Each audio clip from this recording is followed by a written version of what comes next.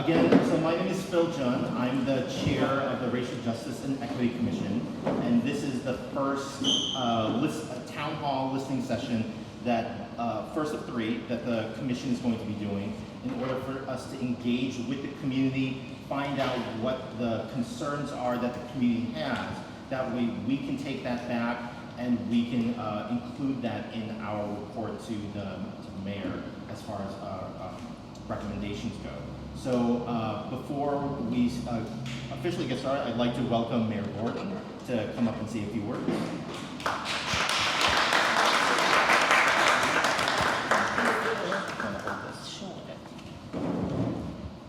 Hello, commission members. Hello. Thank you. Good evening, everybody. It's really nice to see you, and thank you for coming. So I want to just give you a quick history of how the Racial Justice and Equity Commission got formed. Back in 2020, you all remember 2020, I'm sure. There were a few things that went on, and out of that, I formed my Commission on Racial Justice and Equality. And the whole purpose of doing that was to ask the public, members who served on my commission, to make recommendations to me for how we could be better and have better activities or whatever they thought for racial justice. And it was about 70 people who participated, and they made about 54 recommendations to me. So I got what I wanted. And some of those were, most of those we have implemented now. But some of those were, for instance, my mobile food market. Have you seen that, any of you, rolling through the community? It goes into neighborhoods where there are no groceries. And it is wildly successful. We partnered with Kroger and God's Pantry. And out of that came the work with our hamlets, our black hamlets, and that has been very good. Out of that came the recommendation for expungement clinics. And then what we did was we took the expungement clinics and we paired them with job fairs. And many, many people have gotten jobs. They got their record expunged, and then they went straight and got interviews and are now in jobs. And we have now done 7 of those. And I think that we have touched well over 1,000 people by that. So there are many things like that.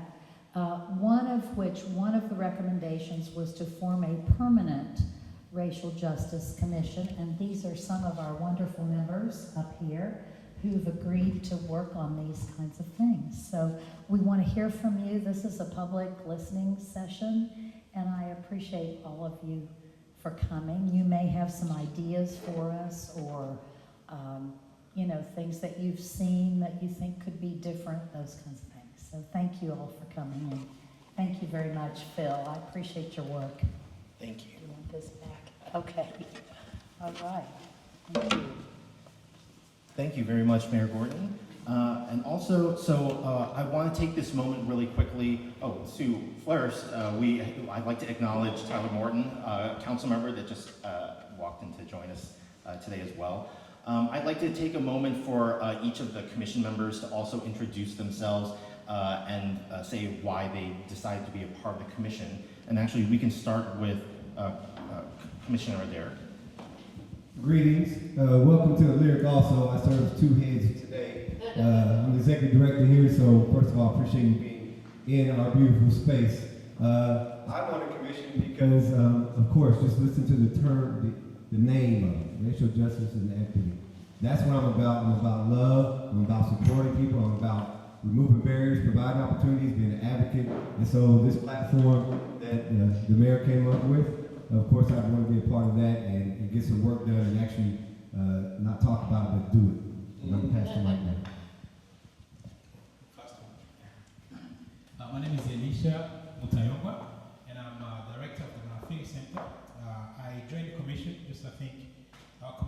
very diverse, and there's a lot of people from different backgrounds. And being from Congo and have an immigrant refugee background, I feel like there is a place where we need a voice to be heard and also to be advocating our community. But that's why I'm all here, trying to see if I can do my part. And with your support and the immigrant support, we can get some great work done. Thank you.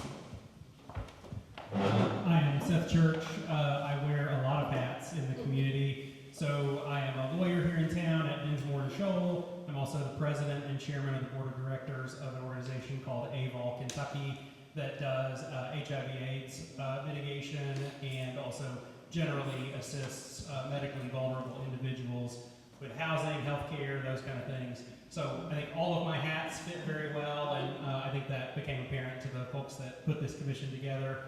So I'm also very happy to be here and looking forward to working with this group of people. My name is Alex Garcia. I'm also an attorney here in Fayette County.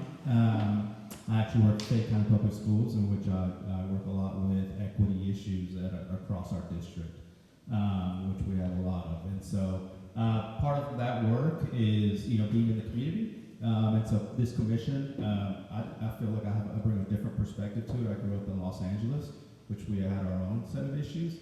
But having that background and that perspective, and specifically for the Latino population, is something that I hope to add to this commission. So that's why I'm on. Hi, everybody. Thanks for being here. I'm Mike Hilton, former educator, done a lot of different things, but project manager, strategic planner. I'm also on the board at the Lexington Children's Museum.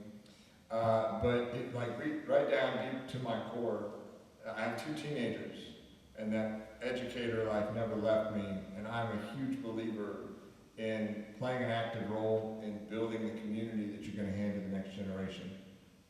And I think that this commission sits right at the heart of that. So, thank you.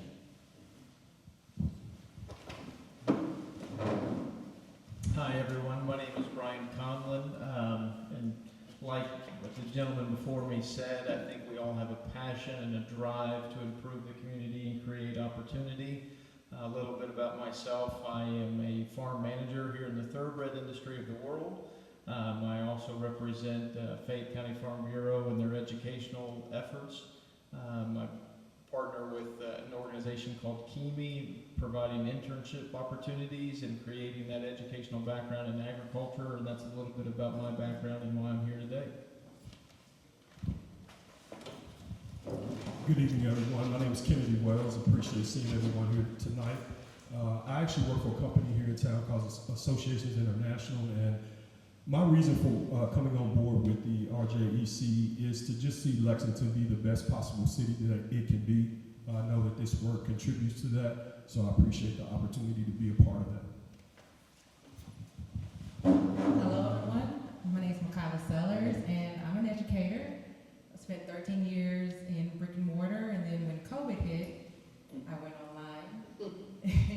And I joined because I want to see change and I want to do my part to help make this change and make positive changes to move us forward.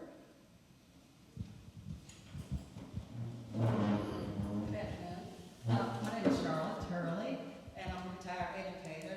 Also, I've given the Lexington Fayette Urban County government 43 years of my life.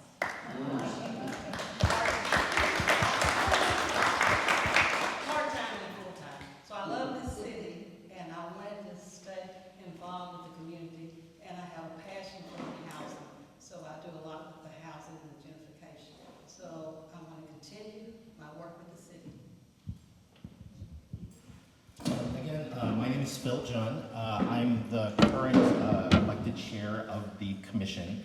I come from a PR marketing and a communications background, and I'm also transplanted here, been here 5 years now, and I bring a unique perspective similarly to Alex from other cities, but also I love to see how Lexington can be better, do better for everyone in the community across the board.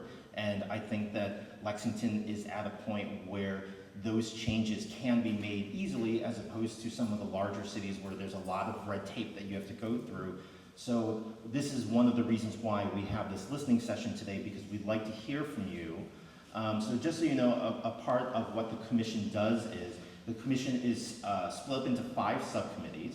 There's racial equity, there's housing and gentrification, education and economic opportunity, there's law enforcement, and health disparities. So each one of the commissioners here serve on various subcommittees, and they do a lot of research, talk to a lot of professionals within those respective industries and pillars to try to gather information. That way we can provide a report to the mayor with some recommendations, and this is another way that we can hear from what the community wants to hear and what they want out of however the commission can actually help with that.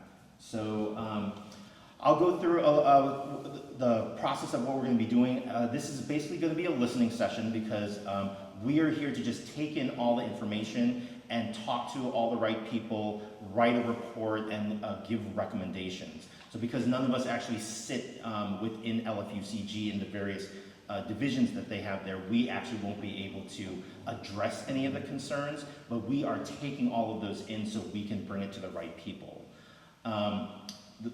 There is a sign-up sheet in the back. People can come up and speak for 3 minutes and let us know what their question, comment, concern is. We'll all be taking notes, so we'll be able to take it back to our respective subcommittees and be able to work together on bringing some recommendations to make Lexington better. To start off, we actually did have an opportunity to do it online, and we did receive a response online. There was a concerned community member that said, "I can't get a job, and I've applied everywhere. I have a bachelor's degree in criminal justice, and most places are not taking anyone unless they have experience. I'm a black woman and did not network while in college. It's discouraging to know that I put a lot of hard work for nothing right now. I'm deciding to go back to school to get my master's in social work because I feel like this option will have somewhat more job security, but at this rate, who knows?" So that's something that is a concern that's out in the community. We'll be taking notes on that. And so if anyone would like to come up, again, it's going to be 3 minutes per person, and if you have multiple things that you would like to say, you can sign up for multiple 3-minute slots. So I'm going to open it up to the community members. And then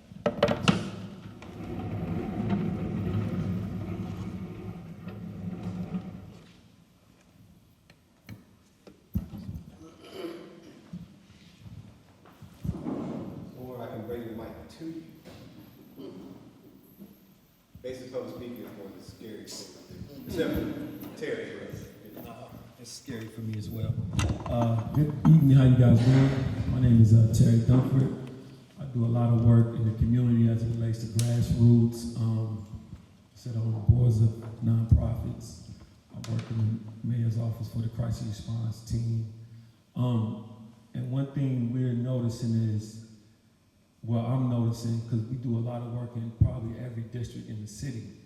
I challenge you guys to either come up with or try to design a way for our public safety, especially police officers, to be able to engage with the community, especially the underserved communities, that they, some of them, most of them have like the same beat, meaning they travel the same 5 or 6 blocks every time that they work. Especially, I have a transition living on like 2 blocks. I could literally walk, and there's a lot of kids on the street, right? But every time I see the police, their presence is just that enforcement, right? They don't engage with the community. It's times we're passing out food. I know Chief Weathers came out one time and he, was a presence, but I feel like those things need to trickle down to the officers who are in the neighborhood all the time. I have young men that come to me all the time and they're like, "Man, the police just stopped me and searched me for no reason." Especially at the time right after COVID when everyone had masks on. So when you build those relationships with community where you're getting out of your car, Like it's kids that are literally on the corner of 4th and Ohio. They shoot basketball every day. I've never seen the police engage with these young men at all. You know what I mean? So those are the things that I want to challenge you guys to maybe create some type of safe act or something where the police engage back with our community, especially when our relationships are not good. I think that would help reduce crime. It would help build that relationship between the community and those who are there supposed to protect and serve. We need to get creative with that. Lastly, you know, we do a lot of work in the courts as it relates to alternative sentencing for youth and young adults. One thing that I'm noticing is that most youth that are committed to the state, there's no place for them to go within maybe a 60-mile radius, right? Sometimes the courts will send youth to my program who are low risk, you know, and we have certain programming for them. I've been told in court by a judge, if you had a home, we would send them there, a group home. I don't have the finances or the resources to do that, but it may be something that you guys can think about. That way, you know, a family doesn't have to travel an hour and a half, 2 hours to see a child, and that connection with that family is broken, and this child is feeling alone. He's feeling like he's somewhere in the mountains, and there's no family support. I don't know if that's something you guys could deal with. I don't know if you have resources you can reach out to look at those issues, but that's kind of what I want to bring to the table today. Thank you.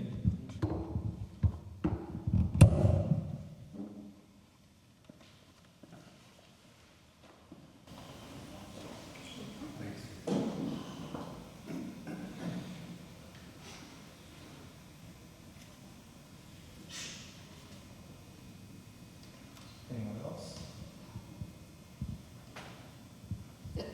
Safe space.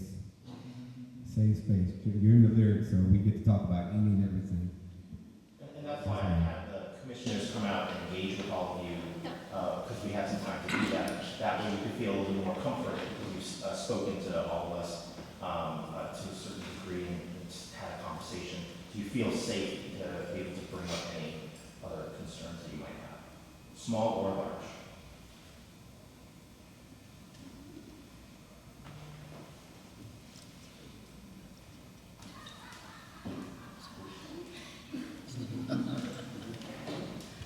Pretty positive things you guys have seen going on that's been working well. Maybe we can build on those things. They don't always have to be negative.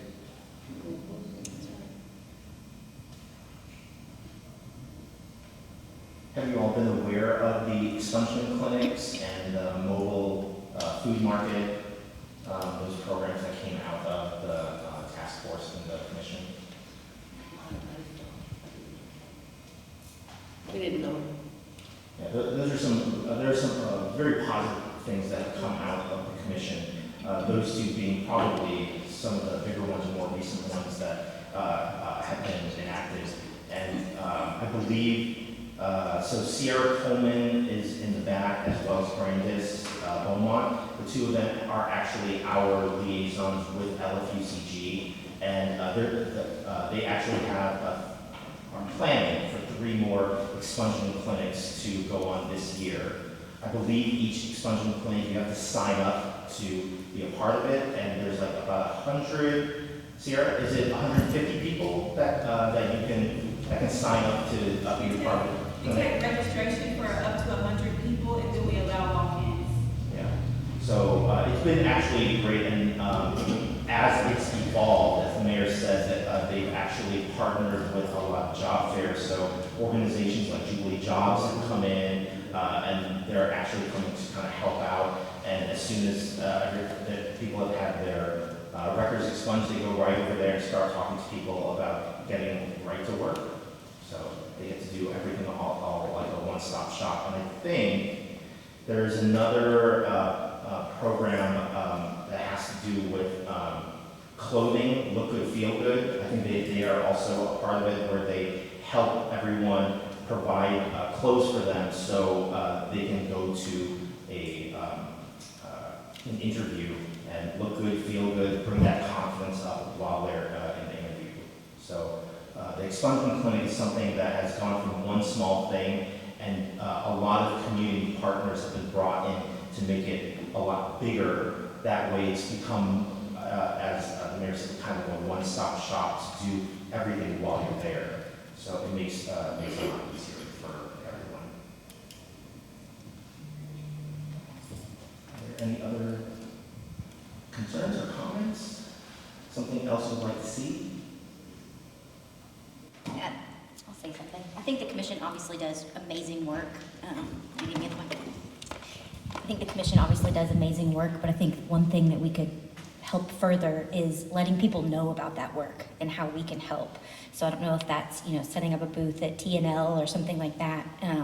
But I think that, the work is being done, but I think it could be greater and more impactful if people just knew about it, and knew ways to get involved.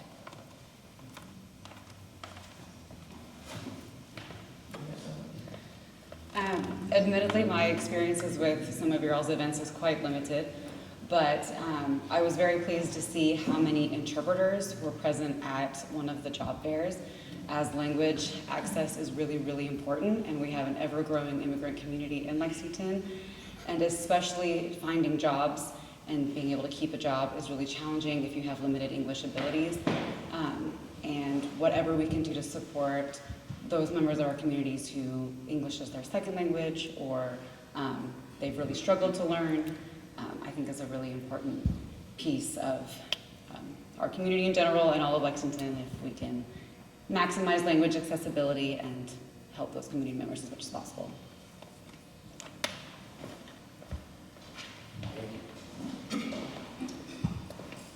I don't have any comments, but what I will say is just I appreciate the work that all of you guys are doing. This is a very important issue, and it's an issue that is not going to be solved overnight, 3 years, and it's going to take a lot of time and different innovative solutions to solve the issue. And what I would encourage you guys to do is to keep fighting the good fight and bringing those innovative solutions forward, because that's exactly what we need. I know that you have many different council members on the council now that have this as a passion, and there's some council members that have legislative items that are currently in the process addressing some of these challenges that could be possible partnerships, that could be that we can work together on. But then also, that I represent the first district, and I have a lot of historic African American neighborhoods within it. Maybe coming out to some of those neighborhood associations, talking to those people, meeting them where they are. They meet. They have monthly meetings every month, so maybe just send a representative to speak with them, to gauge their input directly in their neighborhood association meetings, kind of meeting where they are and kind of getting that input, and then just continue to work with those folks would be my advice. But continue to bring forward the innovative solutions, look at the work that's being done on the council level, some of the legislative items that are taking place, and seeing how we can all work together and move some of those things forward is what I'll say. But just thank you all for your work. Appreciate it.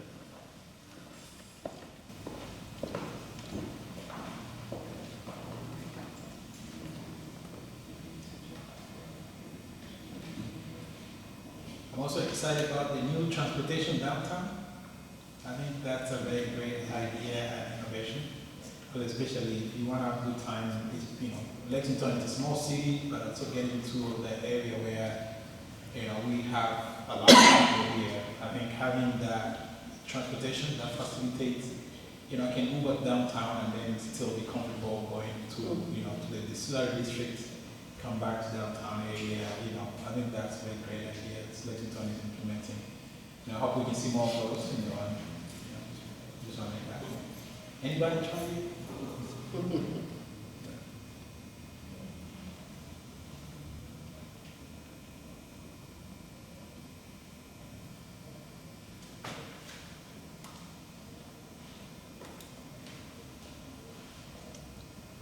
Anyone else?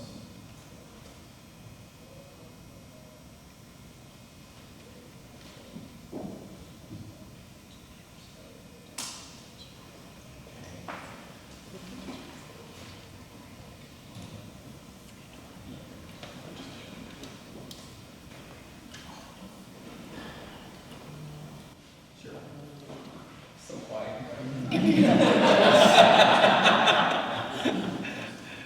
Hey, I'll say, first of all, good evening. My name is Gerald Love, resident of Fayette County.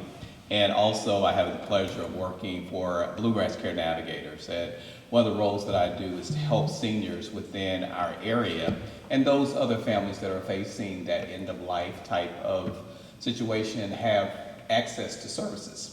So one of the things we've been doing, and Mayor, I know we're working with a home modification program with the city to be able to go in and help some of our seniors in terms of being able to live safely in their homes. So when you really think about seniors today, a lot of them are having a hard time trying to just navigate the complexities of a healthcare system, social services, etc.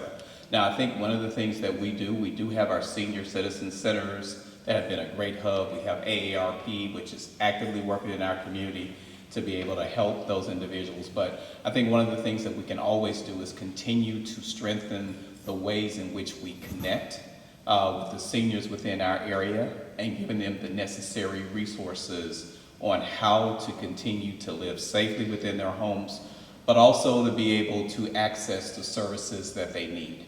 A lot of individuals as caregivers are having a hard time, trying to balance sometimes their lives and also taking care of the loved ones that they actually have as well. So one of the things our organization tries to do is to come alongside families to be able to help them. I mean, Lexington, we are so blessed to sometimes have some of the resources that we have, but a lot of times our seniors are not necessarily aware of those particular resources. So I think one of the strategies, about making sure that we can create a more equitable environment for all people is to understand sometimes what are some of those particular gaps that we may have, but also how do we address those particular gaps? And sometimes that is around coming up with innovative ways. I was speaking to a class at University of Kentucky this afternoon, and we were just talking about the whole aspect of when you think about healthcare and you think about access, it's more than just opening up your doors and making it available. It's about connection. So this whole thing about intentional connection and how do we help make it and meet individuals where they are, understanding we have individuals that come from various educational backgrounds, various social economic backgrounds, but our goal really should be as a city and as a community to be able to sometimes provide those innovative ways and understand how can we better connect, again, our seniors to services that they need to thrive. Thank you.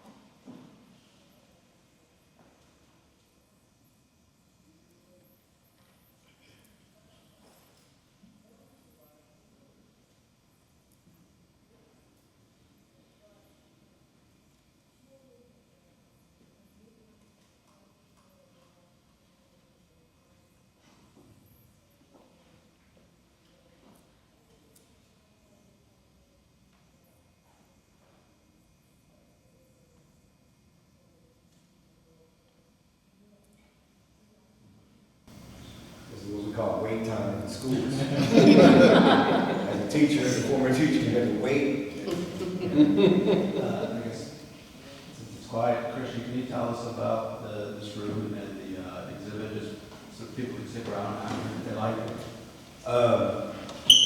This is called Maven. It's for Her Story Month. Over 60 women have come together, and this artwork is part of that. And the diversity through this art is amazing. We've had white female up to age 77 to young Asian 16-year-old. So the gamut of black to white to Asian to age is all represented through this art that you see in this space right here. It's going to be up for another month or so. But it's for our Her Story Month. And I'm glad the commission chose this space to have this because a lot of people don't know this room exists. And so, again, go tell your friends and family about it. Be sure to come back and take your time. And it's all for sale. So we're putting it up there so we can help our local artists sell their artwork. And also across the street, across the hallway is the library, the cultural center. So before you leave, go ahead and hang out. I'll talk all day. Don't be giving me the mic. Does anyone else have any other comments or concerns? Oh, there we go. We saying names? No. Dang. Rolanda. What I haven't seen since we did the report out, haven't seen anything updated from the report out, especially in housing and the funding portion that's supposed to go towards it. Section number 5 on there, page 16. Can we relook at that, some of those? Because there's no report out. I haven't seen anything that's updated. I know we got to be careful what we say now because who's in office. So I just need some updated information on how we're working out things and what's been implemented since then. Thank you.